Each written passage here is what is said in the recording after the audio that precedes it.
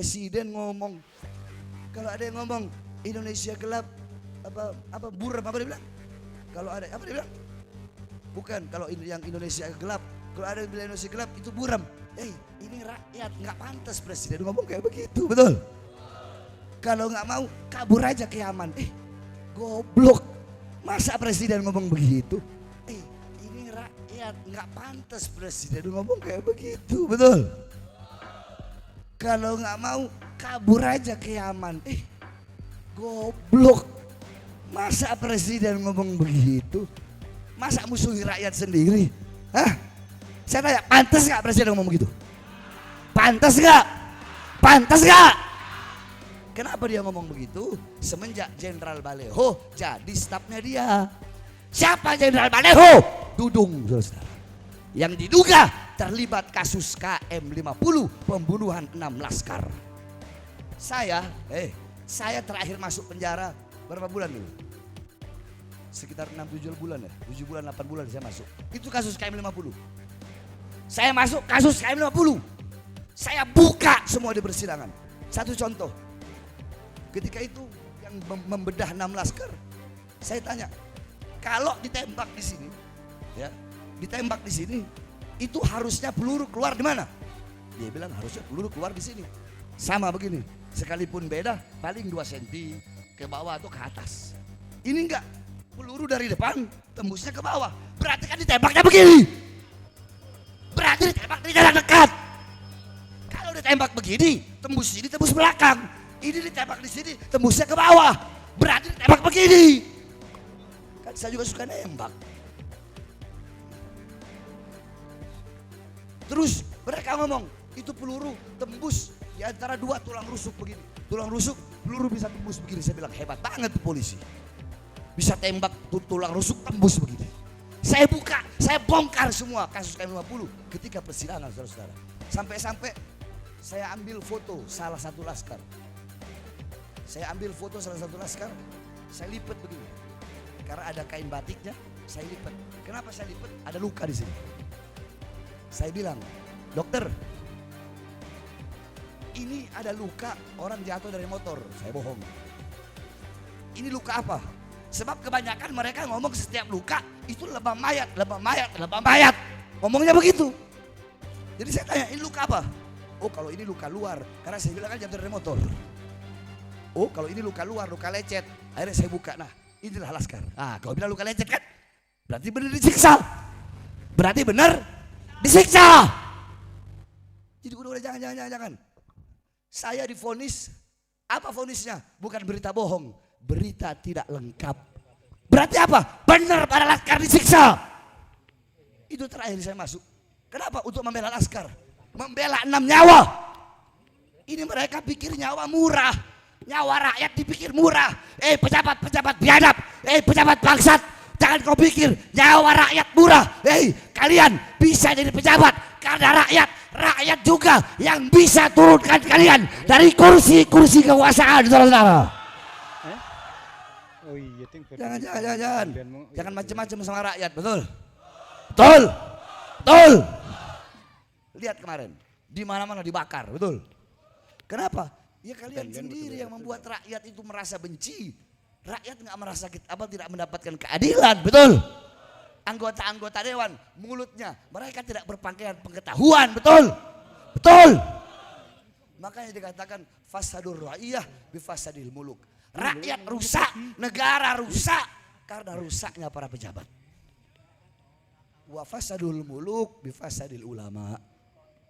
Raja rusak, pejabat rusak, aparat rusak karena rusaknya para ulama. Kenapa? Karena ulama banyak yang mendiamkan kezoliman para pejabat. Jadi semua kembali kepada ulah. Assalamualaikum warahmatullahi wabarakatuh. Terbaru ya saudara-saudaraku dari Habib Bahar Smith. Suasana pondok pesantren Salafi Al-Khodiriyah di Kecamatan Cidahu, Kabupaten Sukabumi dipadati ribuan jamaah dalam acara haul ke-6 dan haul kedua almarhumah Hajah Imas Mas Pufah binti Kiai Haji Salman Mubarok serta Acep Ahmad Zainal Abidin bin Kiai Haji Ang Romli Sabtu malam Ahad 9 Mei 2026. Acara tersebut menghadirkan pendakwah nasional kondang Habib Bahar bin Smith sejak sore hari. Jamaah terlihat memadati area pesantren untuk mengikuti rangkaian haul dan tausiah. Dalam ceramahnya, Habib Bahar menyampaikan berbagai pesan keagamaan, persatuan umat, serta pentingnya menjaga kehormatan ulama dan bangsa. Namun saudara-saudaraku, perhatian jamaah semakin tertuju ketika dirinya menyinggung pidato Presiden Prabowo Subianto terkait pernyataannya Presiden Prabowo yang sempat viral. Bahkan banyak sekali komentar-komentar atau reaksi-reaksi netizen mulai dari Roma Irama, bahkan Habib Rizik siap sendiri. Kalau tidak betah di Indonesia silahkan pulang ke Yaman yang sebelumnya sempat viral di media sosial. Pernyataan tersebut langsung mendapat respon beragam dari jamaah dan warganet. Potongan video ceramah itu pun mulai ramai dibagikan di berbagai platform media sosial dan menjadi perbincangan publik. Dan alhamdulillah meskipun suasana sempat memanas oleh sorakan jamaah, acara haul tetap berlangsung aman dan khidmat hingga selesai. Banyak jamaah yang mengaku hadir karena ingin mendengarkan langsung tausiah Habib Bahar yang dikenal lantang dalam menyampaikan ceramahnya. Sekarang giliran Habib Bahar turun tangan atau mengomentari pidato presiden kita, yaitu Bapak Prabowo yang sempat viral. Wes gak usah lama-lama saudaraku, langsung saja kita saksikan ceramah terbaru Habib Bahar bin Smith. Alhamdulillah, sebelumnya mendengarkan tausiah, ada cindera mata dari keluarga besar Al-Qadiriyah untuk Habibana Habib Bahar bin Smith. Shallu ala Nabi Muhammad. Takbir, takbir. Masya Allah.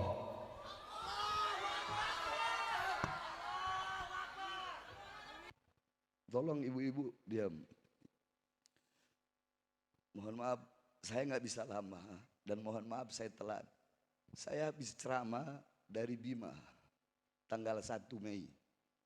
Habis ceramah di Bima, saya ceramah di Dompu.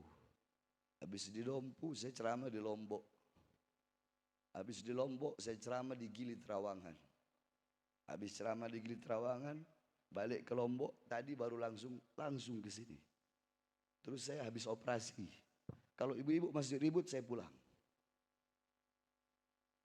Jadi mohon maaf saya telat dan mohon maaf saya tidak bisa lama. Walaupun sedikit insya Allah bermanfaat. Rasulullah berkata kepada Jibril, wahai Jibril, aku belum puas meninggalkan umatku. Tolong mintakan kepada Allah jaminan untuk umatku. Pergi Jibril kepada Allah. Kata Jibril, ya Allah, kekasihmu minta jaminan untuk umatnya. Apa kata Allah? Basyirhu. Innal jannah muharramatun ilal umam qabla an tadkhuluha ummatuh. Katakan kabar gembira, basyirhu, berikan kabar gembira kepadanya. Jaminan dariku, sorga aku haramkan dimasuki oleh siapapun sebelum sorga dimasuki oleh umat Muhammad. Kata Rasulullah, al-an qarat aini. Sekarang aku puas. Sekarang aku sudah lega. Maka cabutlah nyawaku. Israel mencabut nyawa Rasulullah. Rasulullah mendesah. Rasulullah merasakan sakit ketika dicabut nyawa. Rasulullah yang sholat sampai kakinya bengkak. Rasulullah sholat sampai kakinya keluar nanah. Tapi masih merasakan sakit sakaratul maut. Maka bagaimana dengan kita para pendosa? Kata Rasulullah, wahai Israel, apakah seperti ini rasa sakit sakaratul maut? Kata Israel, ya seperti ini rasa sakit sakaratul maut. Apakah rasa sakit seperti ini juga yang nanti akan dialami oleh umatku? Iya ya Rasulullah, rasa sakit seperti ini bahkan lebih dari ini yang akan dialami oleh umat Rasulullah. Mendengar itu Rasulullah menangis. Itu tangisan terakhirnya Rasulullah SAW. Beliau angkat tangan saudara-saudara. Hei umat, beliau angkat tangan. Doa terakhir Nabi. Doa yang menutupi kepergian Nabi. Doa yang menutupi wafatnya Nabi. Apa doanya? Dengarkan wahai umat. Allahumma khaffif ala ummati fi sakratil maut. Wa tsakkil alayya. Ya Allah, ringankan sakratul maut umatku dan berikan beratnya kepada aku. Berikan seluruh rasa sakit sakratul maut umatku kepada aku. Biar aku yang menanggung rasa sakit mereka. Mereka tidak akan kuat. Aku pemimpin mereka, aku nabi mereka. Biar aku yang menanggung sakratul maut mereka. Apa yang telah kau berikan untuk Nabi Muhammad? Nabi Muhammad berjuang untuk engkau. Agar apa? Agar iman sampai, agar Islam sampai, agar takwa sampai. Tapi setelah itu semua sampai berkat perjuangan Nabi, malah kalian campakkan itu. Sama seperti kalian oleskan kotoran ke wajah Nabi Muhammad SAW. Oleh karenanya saudara-saudara sekalian yang dimuliakan oleh Allah, gembirakan Nabi Muhammad. Jadikan ini kampung-kampung Nabi Muhammad. Rumah tangga kalian, rumah tangga Nabi Muhammad. Didik putra putri kalian dengan ajaran Nabi Muhammad. Saudara-saudara, putra banyak bapak-bapak, kalian bapak-bapak zaman sekarang, kita pergi cari nafkah untuk apa? Ngasih makan anak istri. Kalau kewajiban kita sebagai suami cuma ngasih makan anak istri doang, ngasih makan jasmani, ngasih makan jasad, apa bedanya dengan binatang? Kita belum bangun, binatang udah bangun lebih dulu cari makan buat anak-anaknya. Ada yang lebih penting, apa itu? Beri makan jiwa anak-anak kita, beri makan ruh anak-anak kita. Apa makanannya? Makanannya adalah ilmu ibu-ibu. Ibu-ibu, nanti suruh kau anak-anak kau cium tangan. Pasti cium tangannya di pipi, pasti cium tangannya di dahi, pasti cium tangan di atas hidung. Kenapa? Karena kau tidak pernah didik mereka dengan pendidikan Rasulullah. Kau biarkan mereka, padahal harusnya cium tangan itu di bawah hidung. Dihirup, bukan di atas, bukan di sini. Kenapa anak-anakmu seperti itu? Jauh dari ajaran Nabi Muhammad SAW. Begitupun para ibu-ibu. Kalian adalah madrasatul ula. Madrasah pertama, muallimah, muaddibah, mudarrisah. Kalian pengajar, kalian guru, kalian kiai pertama bagi putra-putri kalian. Baik buruk, makanya Allah bilang, nisa'ukum harusul lakum. Wanita-wanita kalian adalah ladang bagi kalian. Kita laki-laki bercocok tanam, perempuan adalah ladangnya. Kalau kita bercocok tanam ladang yang baik, maka hasilnya bakal baik. Bercocok tanam ladang yang kering kerontang, hasilnya bakal rusak. Baik buruknya anak tergantung dengan ibu. Saya tanya ibu-ibu, jawab yang keras. Anak lebih banyak dengan bapak atau lebih banyak sama ibu? Kurang keras jawab. Lebih banyak dengan ibu. Nah, baik buruknya ibu sebagai istri tergantung sebagai tergantung Jadi ibarat kata anak ini perahu. Anak ini apa? Anak ini penumpang. Anak ini penumpang, ibunya itu perahu. Nah, selamat atau tenggelamnya ini penumpang tergantung perahu. Nah, selamat atau tidaknya perahu tergantung nahkoda. Siapa nahkodanya? Nahkodanya adalah Awas kalian, kalau kasih makan anak istri jangan sampai dapat dari hal-hal yang haram. Jangankan yang haram, yang syubhat aja jangan. Jangan kasih makan anak istri kalian dari hal-hal yang haram, dari nafkah yang haram.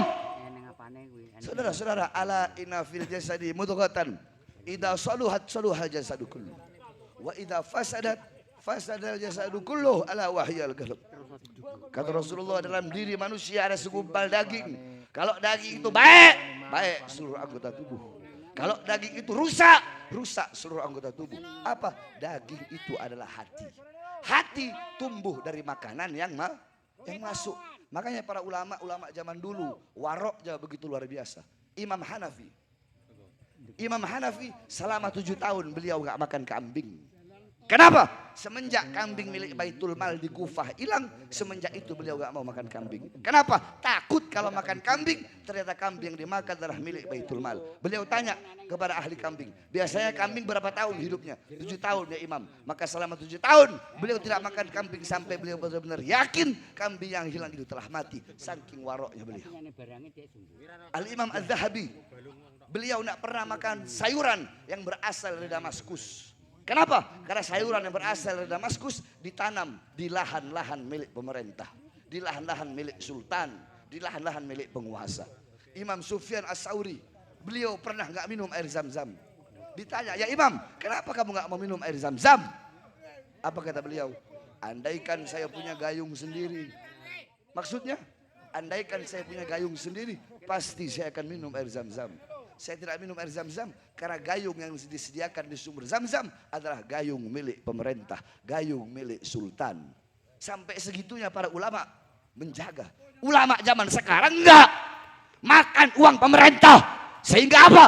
Diam dengan ketidakadilan para pejabat dan aparat. Ustadz, Kiai, Ajengan, Habib, itu pejabat gak bener. Kenapa diam? Gak enak. Pondok pesantren saya bisa dikasih 2 miliar. Saudara-saudara, Al-Imam Ahmad berkata, apa kata beliau? Selama kamu masih mencari ridho manusia, selama itu lidahmu tidak akan sanggup untuk menyampaikan kebenaran. Saudara-saudara sekalian yang dimuliakan oleh Allah Subhanahu wa taala. Saya 13 kali masuk penjara. Keluar masuk penjara. Buat apa? Untuk membela rakyat. Saudara-saudara, untuk rakyat, untuk bangsa, untuk agama, untuk negara. Jangankan di penjara, nyawa saya, jiwa saya, darah saya murah harganya untuk bangsa dan rakyat Indonesia, saudara.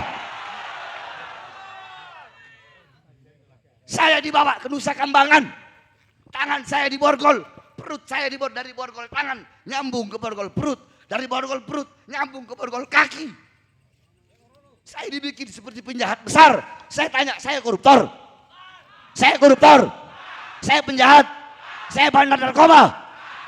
Kalian mau tahu kenapa saya dibawa ke Nusa Kambangan? Mau tahu? Mau tahu? Waktu Covid, saya bebas dari lapas Pondok Raja. Waktu bebas sore, malamnya saya ceramah kayak begini. Apa ya, isi ceramah saya dibilang provokasi. Gara-gara itu saya dibawa lagi ke Nusa Kambangan. Dibawa ke Gunung Sindur, baru ke Nusa Kambangan. Katanya ceramah saya provokasi. Nah, pertanyaannya apa isi ceramahnya? Kan itu. Mau tahu? Saya bilang, Jokowi, kenapa rakyat kau kurung dalam rumah, tapi tidak engkau berikan kebutuhan-kebutuhan pokok-pokok hidupnya? Pemerintah, pejabat, banyak pengangguran. Tapi kenapa waktu Covid kalian kirim tenaga kerja dari Cina ke daerah Morowali, Sulawesi, padahal masih banyak pengangguran anak-anak Indonesia? Wahai para pejabat, wahai para aparat, wahai presiden, kenapa warung-warung kecil kalian suruh tutup, tapi perusahaan-perusahaan milik asing tetap buka? Itu dibilang provokasi. Saya tanya, itu provokasi? Itu provokasi. Siapa yang saya bela? Siapa yang saya bela? Siapa yang saya bela? Siapa yang saya bela? Yang saya bela rakyat. Rakyat yang susah, rakyat yang kelaparan, rakyat yang ditipu oleh pemerintah, rakyat yang tidak mendapatkan keadilan, rakyat yang susah. Itu yang saya bela, saudara-saudara. Makanya saya katakan, saya selama kedua mata saya masih terbuka melihat kemungkaran, melihat ketidakadilan, maka selama itu saya akan berada di barisan paling depan, tidak akan berhenti sampai mati, tidak akan mundur walaupun diri saya harus hancur, saudara-saudara. Allahu Akbar, Allahu Akbar, Allahu Akbar. Maka saya tanya semua masyarakat Sukabumi, siap berjuang untuk bangsa, siap berjuang untuk agama, siap berjuang untuk NKRI, siap berjuang untuk Merah Putih. Sampaikan kepada mereka, para pejabat-pejabat yang membohongi rakyat, sampaikan kepada Prabowo, sampaikan kepada Prabowo. Prabowo, coba kau lihat berapa banyak anak-anak yang keracunan karena MBG-mu. Prabowo, kenapa Kenapa ketika ada 3 tentara Indonesia yang dibom oleh Israel, kenapa engkau tidak mengutuk Israel? Harusnya sebagai presiden, sebagai pemimpin, kutuk. Weh, saya mengutuk Israel yang telah ngebom 3 tentara Indonesia. Ini enggak, dia enggak kutuk Israel. Prabowo, weh, kau mau jadi budak Israel, kau mau jadi budak Amerika. Kenapa saya sampaikan ini? Karena tidak ada satupun ulama yang menyampaikan ini. Saya nggak ada urusan. Saya mau masuk penjara nggak ada urusan. Saya udah bilang jangankan penjara. Saya mati juga nggak ada urusan. Itu yang saya cari saudara-saudara. Mati di jalan Allah. Mati bela rakyat. Mati bela bangsa. Itu yang saya cari. Saya habis operasi. Saya lagi sakit tapi saya tidak peduli. Saya tetap datang kemari. Kenapa? Saya ridho dengan penyakit yang Allah berikan kepada saya. Kata Rasulullah, siapa orang yang ridho dengan penyakit yang Allah berikan, kalau Allah sembuhkan, Allah ganti dagingnya dengan daging yang lebih baik. Allah ganti darahnya dengan darah yang lebih baik. Dan kalau Allah matikan dalam keadaan husnul khatimah.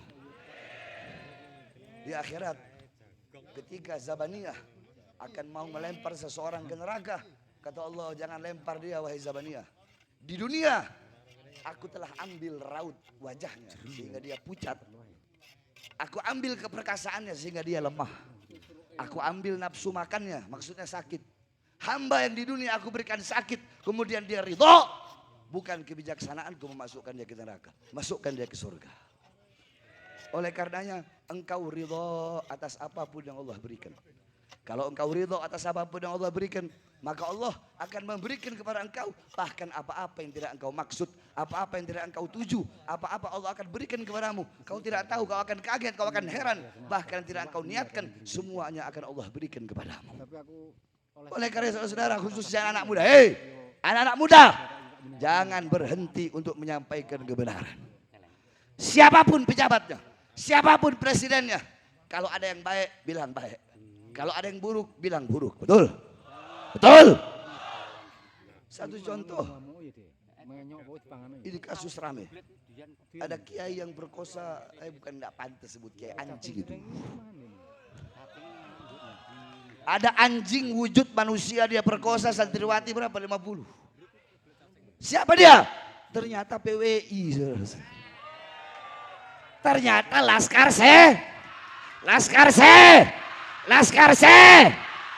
Laskar setan, pemecah belah umat, habaib kiai diadu domba. Nggak tahunya perkosa santri, biadab, anjing, betul? Betul.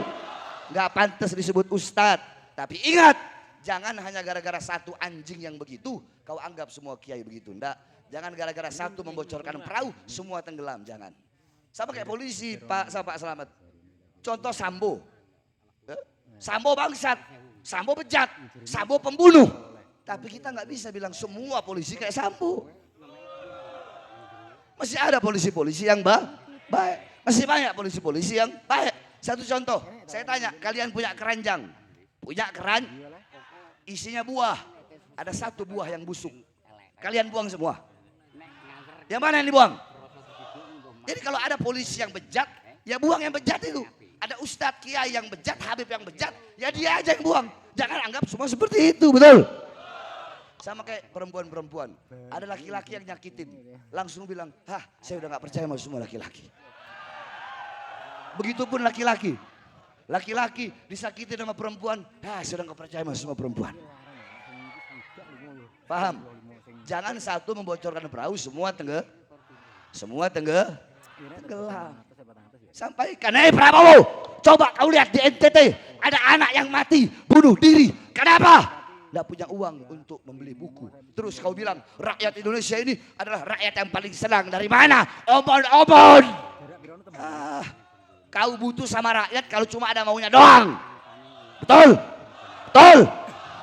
Butuh sama rakyat ada maunya doang. Semua, bukan cuma dia. Semua pejabat rata-rata. Dari RT, RW, lurah, camat, bupati, wali kota, gubernur, presiden. Butuh sama rakyat kalau ada maunya doang. Udah jadi, lupa sama rakyat. Lupa sama janji-janjinya, betul? Rakyat dibiarkan susah. rakyat dibiarkan kelaparan, rakyat terus dibohongi saudara. Di Aceh masih berantakan. Presidennya sibuk keluar negeri saudara. Presidennya sibuk pegang map jadi budaknya Donald Trump saudara. Bikin malu. Presiden ngomong, kalau ada yang ngomong Indonesia gelap, apa buram, apa dia bilang? Kalau ada, apa dia bilang? Bukan, kalau yang Indonesia gelap, kalau ada yang bilang Indonesia gelap itu buram. Ini rakyat, nggak pantas presiden ngomong kayak begitu, betul? Kalau nggak mau kabur aja ke Yaman. Goblok, masa presiden ngomong begitu? Masa musuhi rakyat sendiri? Hah? Saya tanya, pantas nggak presiden ngomong begitu? Pantas nggak? Pantas nggak? Kenapa dia ngomong begitu? Semenjak Jenderal Baleho jadi stafnya dia. Siapa Jenderal Baleho? Dudung, saudara. Yang diduga terlibat kasus KM50 pembunuhan 6 laskar. Saya terakhir masuk penjara berapa bulan itu? Sekitar 6-7 bulan ya, 7 bulan 8 bulan saya masuk. Itu kasus KM50. Saya masuk kasus KM50. Saya buka semua di persidangan. Satu contoh. Ketika itu yang membedah 6 laskar, saya tanya, kalau ditembak di sini, ya, ditembak di sini, itu harusnya peluru keluar di mana? Dia bilang harusnya peluru keluar di sini. Sama begini, sekalipun beda, paling 2 cm ke bawah atau ke atas. Ini enggak, peluru dari depan tembusnya ke bawah. Berarti kan ditembaknya begini. Berarti ditembak dari jarak dekat. Kalau ditembak begini, tembus sini, tembus belakang. Ini ditembak di sini, tembusnya ke bawah. Berarti ditembak begini. Kan saya juga suka nembak. Terus mereka ngomong, itu peluru tembus di antara 2 tulang rusuk begini. Tulang rusuk, peluru bisa tembus begini. Saya bilang hebat banget tuh polisi. Bisa tembak tulang rusuk tembus begini. Saya buka, saya bongkar semua kasus KM50 ketika persidangan saudara-saudara. Sampai-sampai saya ambil foto salah satu laskar. Saya ambil foto salah satu laskar, saya lipat begini. Karena ada kain batiknya, saya lipat. Kenapa saya lipat? Ada luka di sini. Saya bilang, dokter, ini ada luka orang jatuh dari motor. Saya bohong. Ini luka apa? Sebab kebanyakan mereka ngomong setiap luka itu lebam mayat, lebam mayat, lebam mayat. Ngomongnya begitu.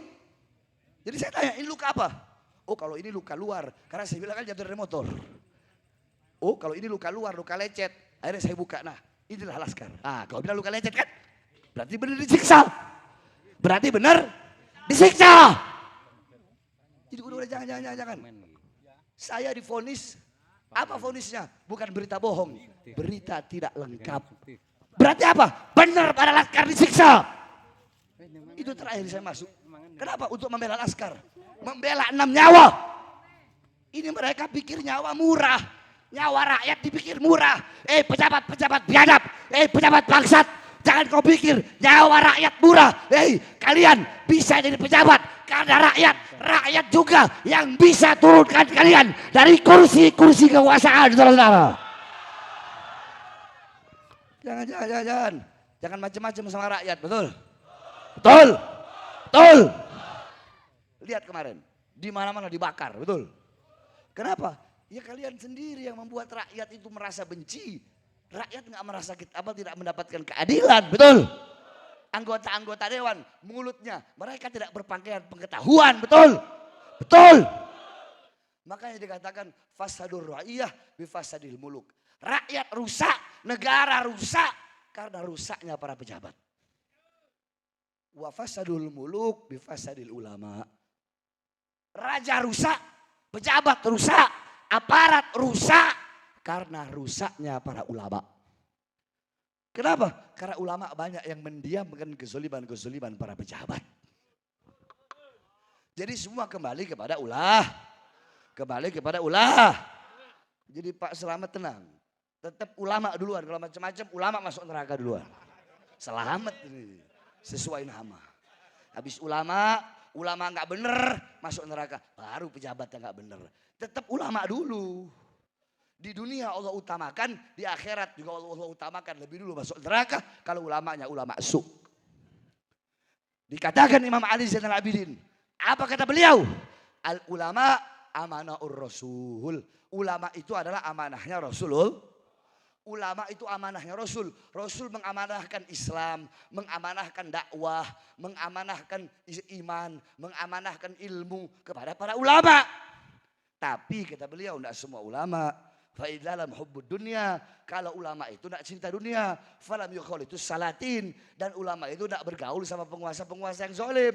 Kalau dia cinta dunia. Kalau dia bergaul dengan penguasa-penguasa yang zalim. Tidak menasihati penguasa. Tidak menasihati pejabat.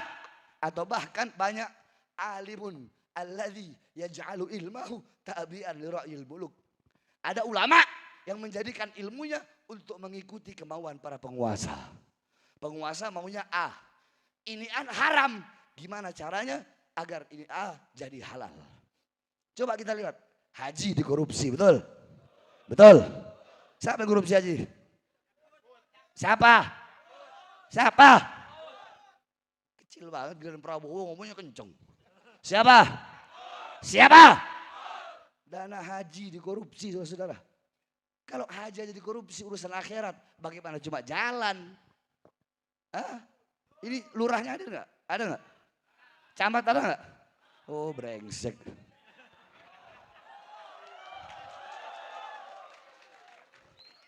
Enggak, kalau lurah camatnya hadir, saya mau bilang masyarakat di sini maunya apa? Contoh ada jalan nggak bener, bikin tuh jalan, betul?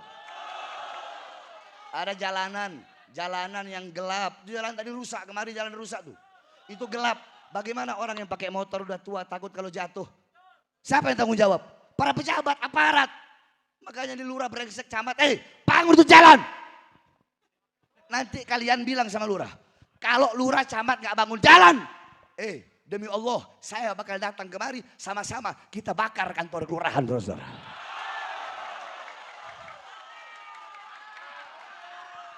Iya. Loh, Beb, kenapa dibakar? Iya, dibilangin gak diomongin, dibilangin gak mau, ya bakar. Kalau lidah udah gak bisa berbicara, maka korek dan bensin yang berbicara. Betul? Itu jalan kemari rusak. Jalan kemari benerin. Ustadz, Kiai, Pak Slamet, tolong bilang kelurahnya. Betul, kalau enggak 1 minggu lagi saya datang kemari. Ya, bareng-bareng kita pergi ya. Siap? Siap? Kalian enggak usah, andaikan ada apa-apa, ya, andaikan ada yang mati, kalian enggak usah, biar saya masuk penjara. Bangun itu jalan, orang untuk rakyat kok, betul? Apa kata Sayyidina Umar? Kata Sayyidina Umar, celakalah Umar, andaikan ada keledai yang jatuh karena kerikil yang berada di jalan. Terus itu lubang berapa banyak brengsek?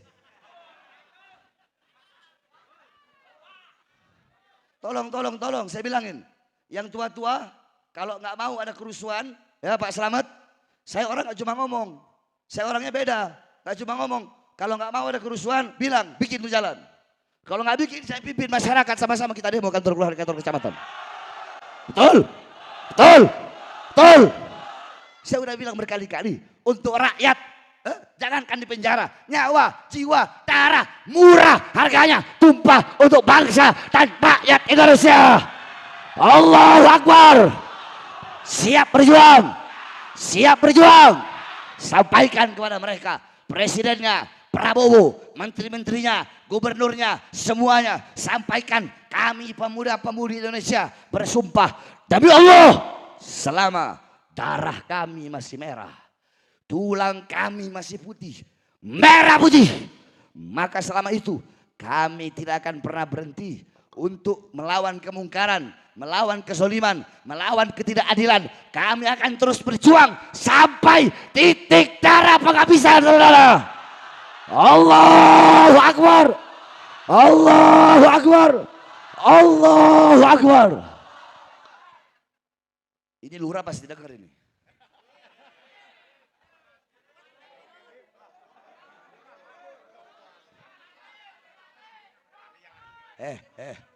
Jangankan lu, aduh lurah presiden saya makan lurah lagi. Iblis saya makan, lurah lagi, betul. Jadi jangan harus adil sama Mudah-mudahan para pejabat jadi pejabat yang baik. Kita doakan para pejabat jadi pejabat yang soleh, yang adil. Tapi masih banyak pejabat-pejabat yang baik, saudara-saudara. Masih banyak pejabat-pejabat yang adil. Dan insya Allah semua pejabat yang jadi pejabat yang baik. Saya doakan kalian semua yang ada di sini yang hadir, insya Allah pulang dari sini bawa berkah. Pulang dari sini bawa rahmat. Ketahui, satu rahmat Allah saja bisa menghapus seluruh dosa makhluk. Satu rahmat bisa menghapus dosa seluruh makhluk. Bagaimana kalau kita dapat 100 rahmat, 1000 rahmat dan begitu banyak rahmat Allah. Saya doakan kalian punya anak-anak jadi anak soleh-soleha. Keluarga kalian sakinah, mawaddah warahmah. Allah beri kebaikan dunia akhirat. Allah beri kesehatan. Allah berikan panjang umur dalam ketaatan. Allah berikan bahagia dunia akhirat. Allah berikan ketenangan dunia akhirat. Allah Subhanahu wa taala jadikan kita semua sebagai hamba-hamba yang hatinya kosong dari dunia. Hati kita penuh dengan kecintaan kepada Allah dan kecintaan kepada Rasulullah sallallahu alaihi wasallam. Amin amin ya rabbal alamin. Assalamualaikum warahmatullahi wabarakatuh. Bagaimana saudara-saudara, apakah kalian semua sudah bisa memahami pesan-pesan dari beliau yaitu Habib Bahar bin Smith? Jadi semua ini diawali ketika Bapak Prabowo pidato di suatu acara lah ya, kalau nggak salah di Cilacap. Nah dari situ Bapak Prabowo Subianto menyampaikan yang entah siapa yang dituju, omon-omon yang berkata kalau ingin kabur aja ke Yaman. Prabowo kabur ke Yaman. Ceramah Habib Bahar terbaru bin Smith kembali menjadi sorotan publik dan ramai diperbincangkan di media sosial. Dalam ceramahnya, Habib Bahar bin Smith menyampaikan kritik keras terkait situasi politik nasional dan sikap pemerintah terhadap isu internasional yang sedang memanas. Pernyataan tersebut memicu berbagai reaksi dari masyarakat, baik yang mendukung maupun yang menentang. Nama Bapak Prabowo Subianto ikut disebut dalam ceramah tersebut hingga memancing perdebatan publik di berbagai platform media sosial. Banyak warganet yang mempertanyakan maksud dari pertanyaan kabur ke Yaman yang disampaikan dalam potongan ceramah yang lagi viral ya guys. Jadi ini di sini itu versi fullnya ya guys. Jadi kalian semua itu biar lebih paham dan lebih apa ya, intinya kalau ngelihatnya sepotong-sepotong nanti kita itu akan gagal paham gitu loh guys. Dan yang perlu kita ingat ya, dan yang perlu catatan penting ya, memang Habib Bahar ini dari dulu itu terkenal atau dikenal dengan cara atau gaya ceramahnya yang khas, yang menggebu-gebu, berapi-api. Nah di sini juga terdapat perselisihan ya antara yang pro Bapak Prabowo, pro dengan pemerintah ataupun yang kontra dengan pemerintah. Misalnya yang pro dengan pemerintah atau yang pro dengan Bapak Prabowo, Rhoma Irama itu juga membenarkan pernyataan Bapak Prabowo Subianto. Tapi juga ada sebagian orang yang memang kontra dengan pernyataan Bapak Prabowo itu. Ya tentu saja salah satunya beliau, Ustadz kita, kiai kita atau ulama kita, yaitu Habib Bahar bin Smith.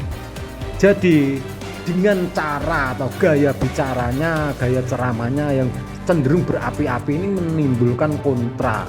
Ada yang menurut mereka ini suatu nasihat, tapi ada juga menurut orang lain itu seperti penghinaan atau menentang keras atau melawan pemerintahan Bapak Presiden kita yaitu Bapak Prabowo Subianto. Itu catatan penting ya saudara-saudara.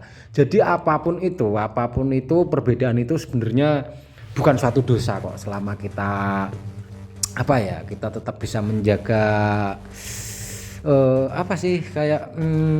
intinya tuh persatuan dan kesatuan tuh harus nomor satu gitu loh saudara-saudaraku. Oke saudara-saudara, aku lanjutkan. Sementara itu pendukung Habib Bahar Shihab ikut memberikan tanggapan terkait isu yang berkembang. Hingga saat ini belum ada pernyataan resmi dari pihak pemerintah mengenai potongan ceramah yang beredar luas tersebut. Nah jadi semua ini belum dikonfirmasi ya, belum ditanggapi oleh pemerintah.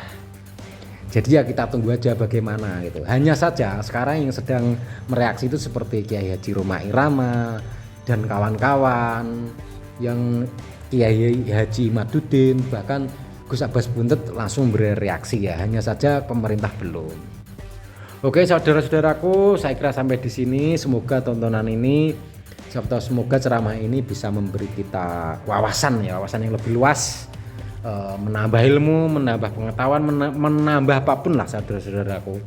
Karena memang di channel ini yaitu di channel kita yaitu Pandangan Tasawuf ini memang kita itu mau melihat banyak sudut sisi gitu loh saudara-saudara. Jadi ada sisi A, B, C, D. Tujuannya apa? Sehingga kita tuh bisa mempelajari atau memahami secara full gitu. Secara full itu apa dan bagaimana gitu loh. Setelah itu baru kita mengambil kesimpulan gitu. Jadi nggak asal ngomong juga. Kan kita kalau punya banyak sumber referensi juga akan memperkaya diri kita sendiri kan gitu loh. Terutama pengetahuan dan wawasan kita sendiri. Begitu saudara-saudaraku. Oke saudara-saudaraku, saya kira sampai di sini dulu ya. Untuk kalian yang sudah subscribe, saya ucapkan terima kasih, dan yang belum subscribe silahkan di-subscribe. Saya kira sampai di sini dulu. Assalamualaikum warahmatullahi wabarakatuh. Habibana Bahar bin Smith yang kita nantikan telah tiba di tengah-tengah kita semua dengan kerajaan kereta yang diciptakan oleh keluarga besar Al-Qadiriyah. Masya Allah, malam ini kita bertemu yang dengan yang kita cintai, yang kita tunggu-tunggu. Subhanallah, Masya Allah, Tabarakallah. Dan Husaini Ya Rasulullah, Badru alaina.